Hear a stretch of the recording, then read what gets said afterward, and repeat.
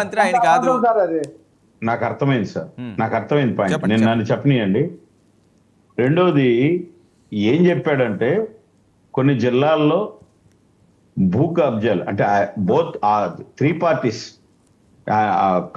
దాని దగ్గర నుంచి ఈ భూ కబ్జాల మీద ఎక్కువగా వస్తున్నాయి.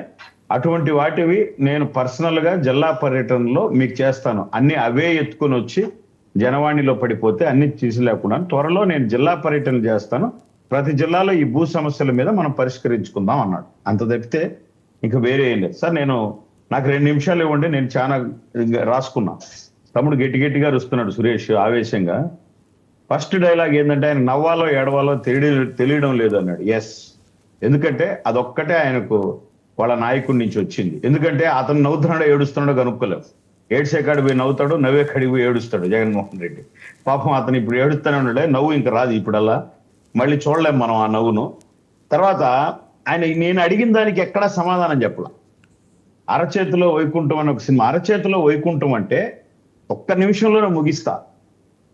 2 వాళ్ళ నాయన ఆ అఫిడవిట్ ఎంపీగా పోటీ చేస్తూ గూగుల్లో అట్ట కొడితే ఇటు వస్తుంది సురేష్, ఇది నా ఆస్తి, నా కొడుకు పేరుతో ఇంత, నా కూతురి పేరుతో ఇంత అని చెప్పాడు. కట్ చేస్తే ముఖ్యమంత్రి అయిపోతానే 5 సంవత్సరాల తర్వాత కొడుకు పేరుతో ఎంత, కూతురి పేరుతో ఎంత. కట్ చేస్తే 28 లక్షలు కట్టినటువంటి జిఎస్టీ 2,80,00,000 12 కోట్లు కట్టేటట్టు ఏమైనాడు. మనందరికీ ఆదర్శం కదా సురేష్ లాంటి వాళ్ళకు. సార్ ఒక్క నిమిషం సార్, 83 కోట్లు.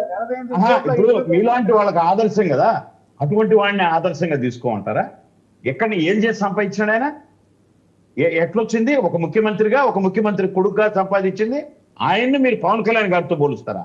వ్యక్తిత్వంలో, మంచితనంలో, కష్టపడేతనంలో, నిజాయితీలో, నిబద్ధతలో, ఎక్కడ కానీ ప్రజలకు ఉపయోగపడడంలో, ప్రజలకు తన సొంత కర్మ ఒలిచైన చెప్పులు గుర్తించేటటువంటి తనంలో పవన్ కళ్యాణ్ గారు ఎక్కడ? నక్కకు నాగలోకానికి ఉన్నట్టుంది జగన్మోహన్ రెడ్డి. ₹1,00,00,000 ఆ వరదలకి ఇచ్చితే అది ₹1,00,00,000 గవర్నమెంట్కి రాలేదంటుంది. మరి ఎవరి దగ్గర ఇచ్చినాడు ఆయన కోటి? ఇచ్చినోడు ఎవడు, తీసుకున్నాడు ఎవడు? జోల్లో పెట్టుకున్న బొత్స. మీరు ఇలాంటి మాటలు అరిచేతుల్లో వైకుంటారు. రెండోది మళ్ళీ స్ట్రైట్ గా అడుగుతున్నా, నేను పెన్షన్ల గురించి మాట్లాడాము, మళ్ళీ వచ్చి వాలంటీర్ల గురించి మాట్లాడినా. ఎస్, ఈ ప్రభుత్వం చిత్తశుద్ధితో ఇంతమందిని వైసీపీ గవర్నమెంట్ వాలంటీర్లు పెట్టింది కదా, వీళ్ళని మనం ఇంకొక 5,000 పెంచి వీళ్ళకి ఏమన్నా చట్టబద్ధత కల్పిస్తామా అంటే గుండు సున్నా చేస్తున్నాడు మీ నాయకుడు. వాళ్ళ జీవితంతో ఆడుకొని 5,000 ఇచ్చి నాశనం చేసి నడివీధుల్లో నిలబెట్టిపోయినాడు. ఆ నాయకుడి గురించి, ఆ వాలంటీర్ వ్యవస్థ గురించి మాట్లాడుతున్నాం. ఒకసారి రా నాగేంద్ర గారు, ఏంటి కాదండి, లెట్ మీ ఫినిష్. ఆయన దగ్గర అన్ని అడిగిస్తారు, నేను ఆన్సర్ చెప్తే నేను అవే అడుగుతున్నాను. కాదు, నేను అదే అడుగుతున్నాను. ఏంటి చాలా అవినీతిమయం అయిపోయిందట మీ పాలనలో. ఒక్క నిమిషం అండి, ఇడుపుల బాయి నుంచి తెచ్చిచ్చాడా పెన్షన్? ఓకే వినండి. మీ పాలనలో ఇవ్వడం లేదా పెన్షన్? నాగేంద్ర గారు, మీ పాలనలో అవినీతి బాగా పెరిగిపోయిందట, సగం మంది మంత్రులు మారిపోతున్నారట, నిజమా? నేను అవినీతిని నిర్మూలించే క్రమంలో ఈ నాయకులు, ఇప్పుడు ఇందాక రవి సార్ ఒక మాట అన్నాడు, రిజైన్ చేయడం. నేను అవి కూడా అడగను. దమ్ము ధైర్యం ఉంటే 175 మంది పోటీ చేశారు. ఏ గుర్రాలకు పొళ్ళు తోముకుంటున్నారు. నిద్ర లేస్తే ఈ సురేష్, ఆ వెంకటరెడ్డి వాళ్ళు తప్పితే మీరు ఏం చేస్తున్నారు? మీరు పార్టీ నిజాయితీ నిబద్ధత కలిగిన వాళ్ళు అయితే మీరు ప్రజలను మిమ్మల్ని ఊరేగించినారు కదా. మీకు ఏమాత్రం ఉన్నా కానీ మీరు వచ్చి ఎందుకు అడగరు? అన్యాయం జరుగుతుందని ఎందుకు మాట్లాడరు? ఎందుకు రారు 11 మంది ఎమ్మెల్యేలు? టీవీలో ఎందుకు కనపడరు? ఎందుకు ఎంపీలు కనపడరు? ఎందుకు అసెంబ్లీకి రారు? ఎందుకు సార్ ఊరికే వాళ్ళ మోట్లో ఎవరు వీళ్ళు దొరికినారు 4 నేర్చి సురేష్ నువ్వు వాళ్ళు అని ఊరికే వాళ్ళ కంఠశోష అంతే.